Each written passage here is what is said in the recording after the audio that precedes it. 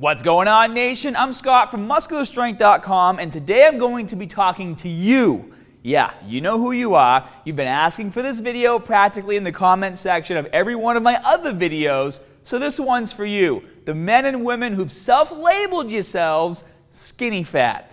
But what exactly is skinny fat? Well, if you currently are skinny fat, you would know, but for everyone else, it's someone who can be described as skinny and fat at the same time. Hashtag confused, right? You're thin, but part of your body is still jiggling just a little bit when you walk around.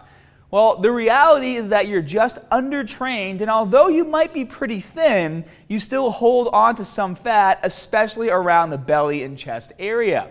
But before we get to how you're going to fix this, let's first understand what caused it in the first place. Being skinny fat can generally be attributed to one of three reasons. Number one, people who were overweight to begin with tried to diet down, but their diet was too extreme.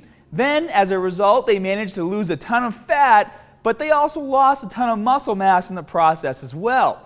Number two, people who were skinny all along and then decided to start working out to build some muscle, and unfortunately, instead of building muscle, they started packing on fat because they didn't know how to properly train or plan their meal plan. And number three, people who are just naturally skinny, don't work out, and eat like crap. Now, all these scenarios lead to the same result, a skinny, non-muscular look with some persistent fat reserves around your belly, chest, arms, legs, and maybe a little muffin top going on too. So does this sound like you? Well, if it does, I'm sure your next question is, what can you do to fix it? First of all, we have to look at your meal plan. If you're a skinny fat person, this means you've got a fairly efficient metabolism, or else you'd just be regular fat instead of skinny fat. And the problem with your current diet is that it is not good enough. Period. You've been making loads of crappy food choices, and most likely, you don't even know what your calories and macros are for the day should be. Ringing any bells, guys? In a nutshell, you've been probably eating in a caloric surplus, but most of the foods you're consuming are unhealthy, high in fat, high in sugar, and very low in protein.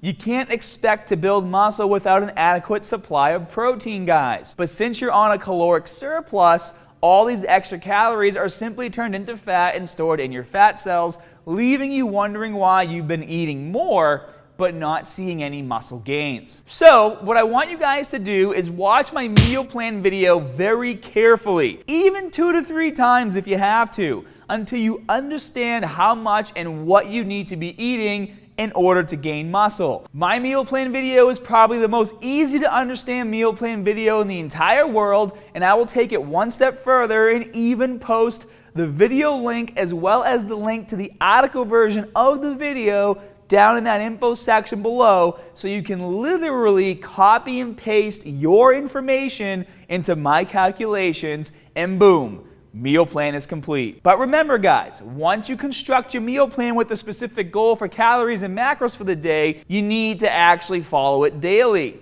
Now, it's okay if you diverge from the plan every once in a while, but the majority of your eating should be according to your meal plan, and don't even ask me how many cheat days you're allowed to have. Listen, I don't care how many cheat days you have, guys. That's your problem. Do you want to reach your goals fast, or do you want them to take 10 times as long?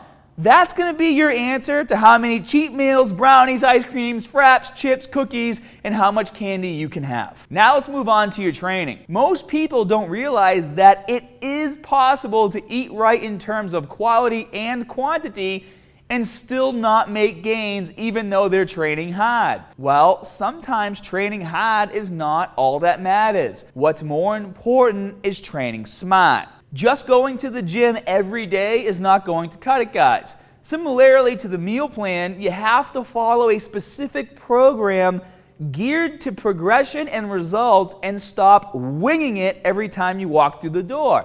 So if you don't already have a program, I suggest you go to my site, muscularstrength.com, click on the programs page, and pick a program that best suits your everyday life and your goals.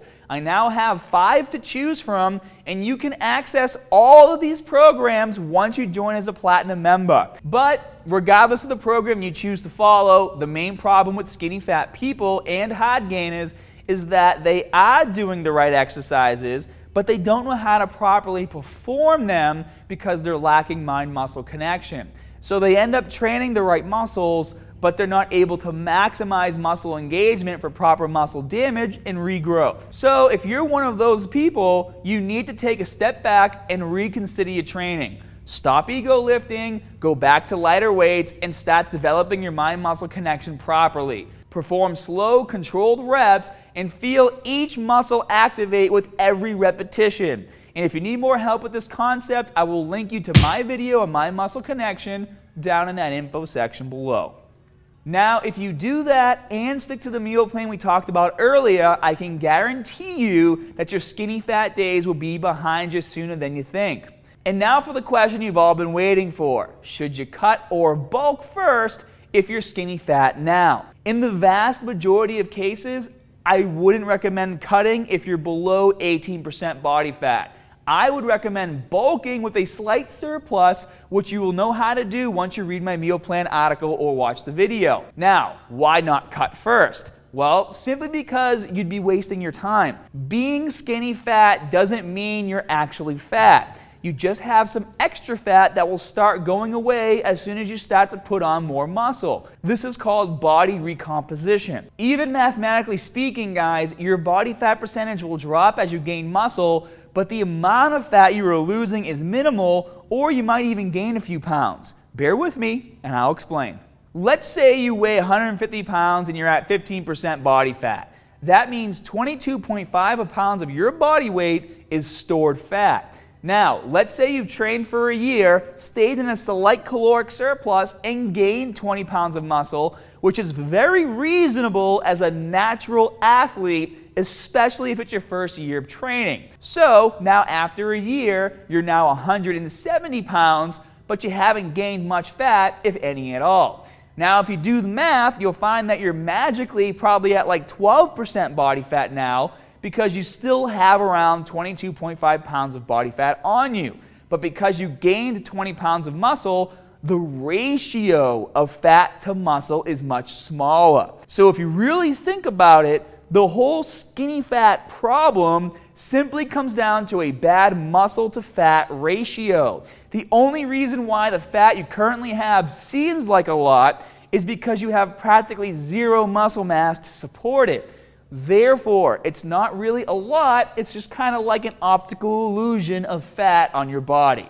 To sum things up, personally, I don't see a point in trying to cut down before you start gaining muscle. It's a waste of time, and in fact, it's much harder to gain muscle with a very low body fat percentage, and you'll just end up burning more muscle mass and becoming even skinnier fat. So unless you're way above 18% body fat, you need to start lean bulking, and that means adhering to your meal plan and gaining muscle slowly without putting on too much or any fat at all. I mean, think about it. Have you guys ever seen me get fat in like the 10 years I've been doing this? You haven't. That's because I never dirty bulk. I follow my meal plan and I crush my workouts 3 to 4 times a week. This way I can keep gaining bits of muscle without gaining too much fat and then have to cut it all off to show off my gains. And one last thing before I let you guys go, if you fall under the general category of skinny fat, then you're most likely a beginner in the fitness world. Actually, you're definitely a beginner. In my book, it doesn't matter how many years you've been lifting. What matters is your result. So, you may have been lifting for a few years, but because you never learned how to maximize your time in the gym and your meal plan, or in other terms, the basics, you're still a beginner. So, in your case, it's probably safe to say that you'll be able to gain muscle and lose fat at the same time if you stay on a slight caloric surplus, which is around 250 to 500 calories over your TDEE. Be sure to smash that like button if this video helped you, subscribe, and definitely click that bell if you want to make sure you never miss any of my new videos. And as always, guys, more good stuff coming soon. See ya.